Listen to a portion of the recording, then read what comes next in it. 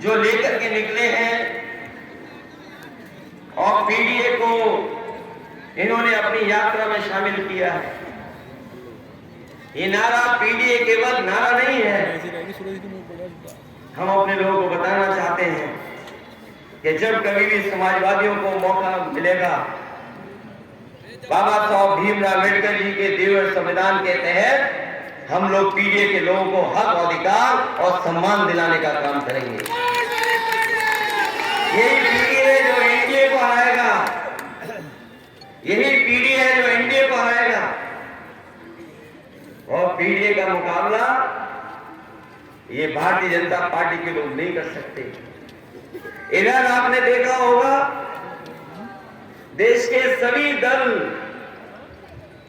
कह रहे हैं कि जाति जनगणना हो, जाति के हिसाब से हक और सम्मान मिले।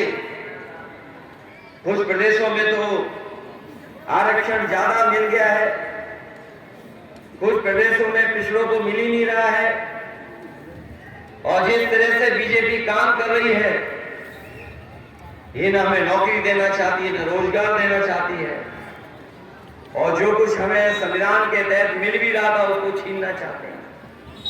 इसलिए मैं बधाई देता हूं इनके साथियों को, इनके समाज के लोगों को और हमारे तमाम पिछड़े और दलित भाइयों को, जिन्होंने समझ लिया है कि बीजेपी की सरकार रही तो बाबा साहब भीमराव अम्बेडकर जी का दिया हुआ संविधान के तहत जो हमें हक और सम्मान और अधिकार मिलता है उसको छीन लेंगे लोग। और धीरे धीरे ये लोग प्रदेश और देश को उसी दिशा में ले जा रहे हैं।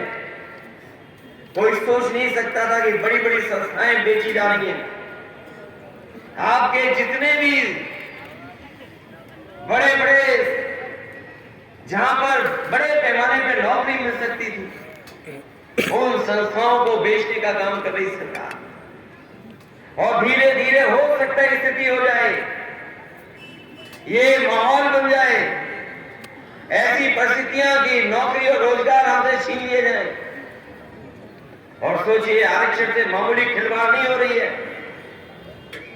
जब से इनकी सरकार आई है, हमारे पिछड़े और दलित भाइयों को कहीं नौकरी नहीं मिल रही है, और हमारे अल्पसंख्यक भाइयों को भी कहीं भी हक मिलने का काम इस सरकार में नहीं हो रहा। आप उठा करके देख लीजिए, यूनिवर्सिटी, मेडिकल कॉलेज, जो बिल्कुल शुरुआती दौर पर जहां से पढ़ाई लिखाई के साथ साथ वर्षों वर्ष सेवा करने का मौका मिलता है।